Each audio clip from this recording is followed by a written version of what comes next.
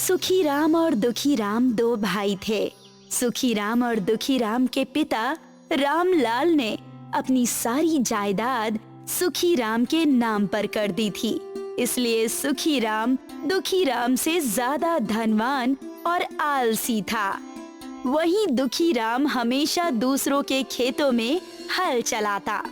परम पूज्य पिताजी नहीं होते तो आज हम आराम की जिंदगी ना जीते। बस घर में बैठे रहो और साहबजादे की तरह फरमान जारी करते रहो। ये पैसे भी कौन से हमने कमाए हैं? वो तो भला हो पिताजी का कि जाते जाते कुछ संपत्ति हमें दे गए। इस चीज में आपको देवर जी से बातें सीखनी चाहिए। दुखी राम भाई साहब हमेशा दूसरों के खेतों में खटते रहते हैं। अपने पिताजी की जमीन और जायदाद पाकर सुखी राम सुखी से अपना जीवन व्यतीत कर रहा था।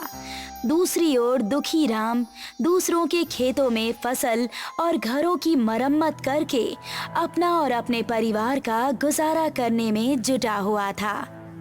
तुम्हारे पिता ने सारी जमीन सुखी राम के नाम पर क्यों कर दी?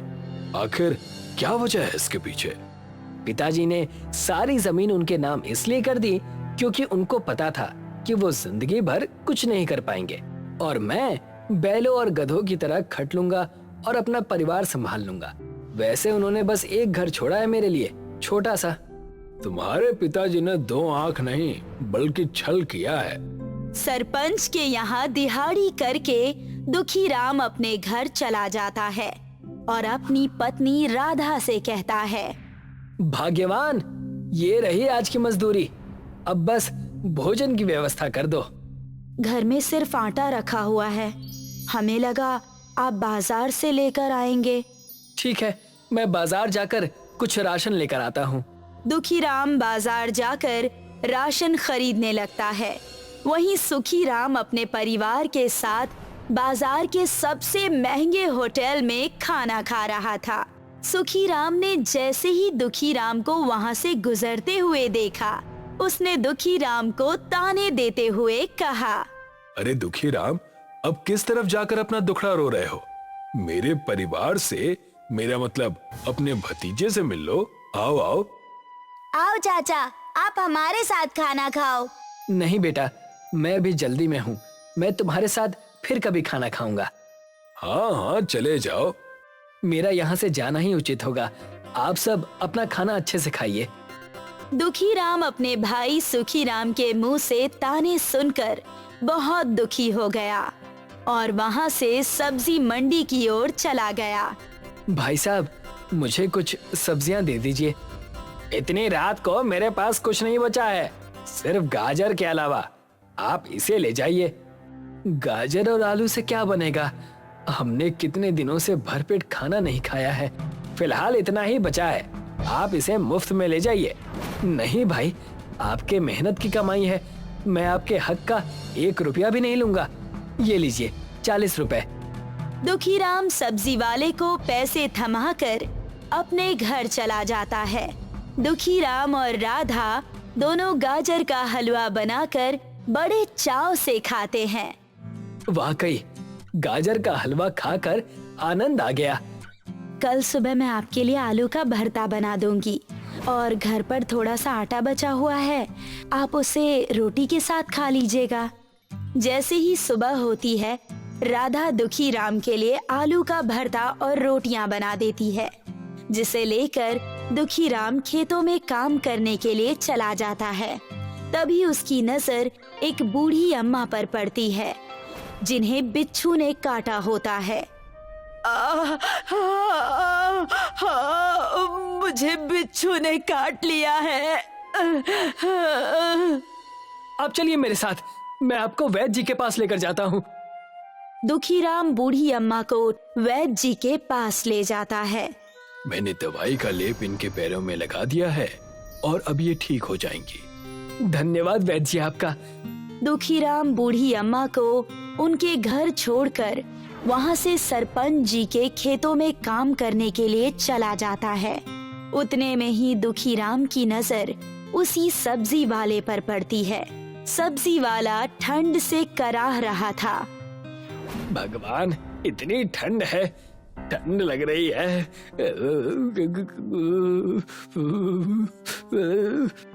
सब्जी वाले भाई साहब, आप तो ठंड से कांप रहे हैं। रात भर के आंधी तूफान से मैं बच नहीं पाया। दुखी राम ने उस सब्जी वाले के सिर पर हाथ रखा और देखा तो उसे पता चला कि उसे तो बहुत तेज बुखार है।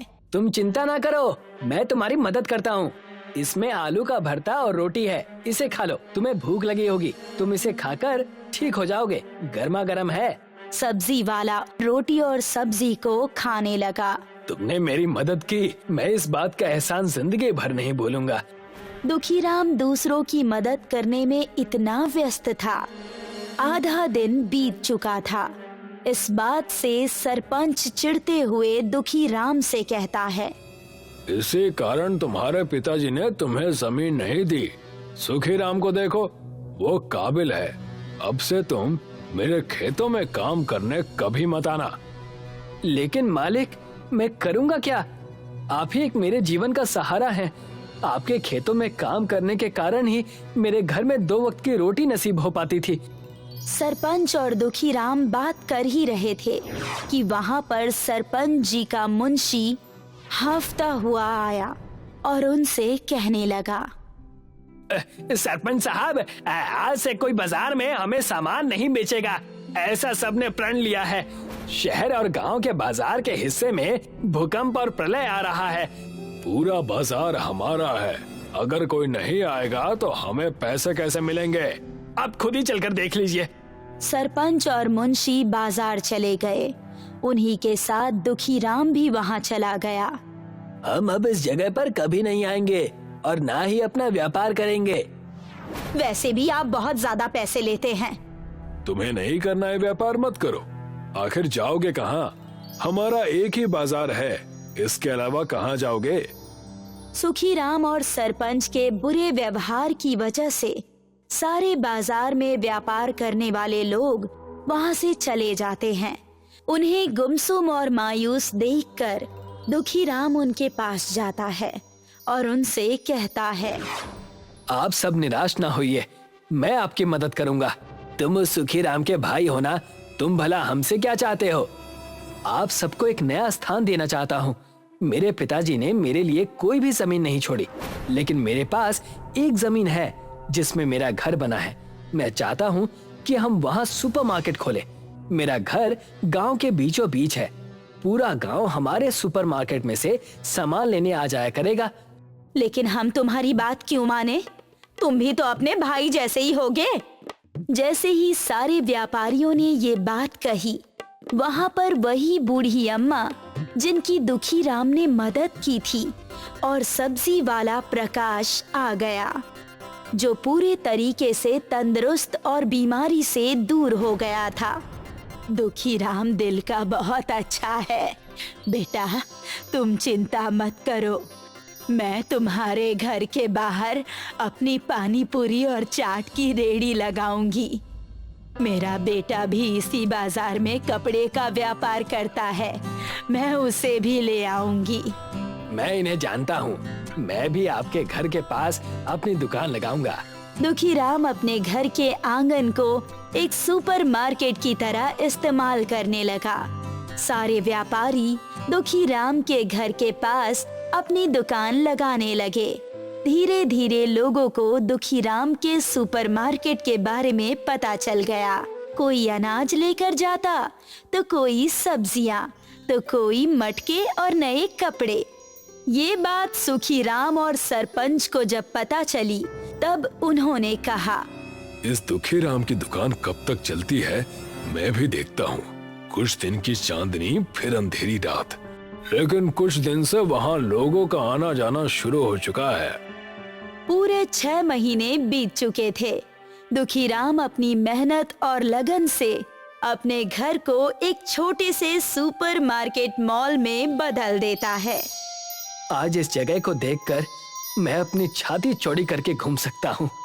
ये सब आपकी वजह से हुआ है। धीरे धीरे करके सभी व्यापारी यहाँ आ रहे हैं। लोगों को इस सुपरमार्केट के बारे में अब पता चल चुका है। जो हम साल भर में कमाते थे, उतना मुनाफा हमें 2 महीने में हो रहा है। दुखीराम का सुपरमार्केट हर जगह प्रसिद्ध हो चुका था। कम दामों में लोगों को अच्छे सामान मिल रहे थे।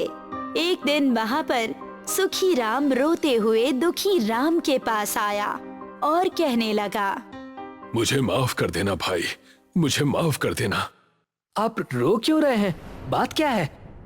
उस सरपंच ने धोखे से हमारी सारी जमीन हमसे छीन ली। मेरा परिवार अब सड़क पर आ गया है। मैं क्या करूं, मैं क्या करूं? जब तक आपके पास घर और पैसे नहीं हैं, आप यहाँ अपने परिवार के साथ रुक सकते हैं, हमारे सुपरमार्केट में। मैंने तुम्हें ना जाने कितने दाने दिए, फिर भी तुम मेरी मदद करना चाहते हो। धन्य हूं मैं भाई कि मुझे तुम जैसा एक भाई मिला। सुखीराम ने नम आंखों से दुखीराम को गले लगा लिया। दुखीराम ने सरपंच से सारी जमीन वापस ले ली और सारे गांव वालों और व्यापारियों ने मिलकर सरपंच को गांव से बाहर निकाल दिया और सब लोग अपना व्यापार खुशी खुशी करने लगे। दुखीराम का सुपरमार्केट बहुत अच्छा चलने लगा।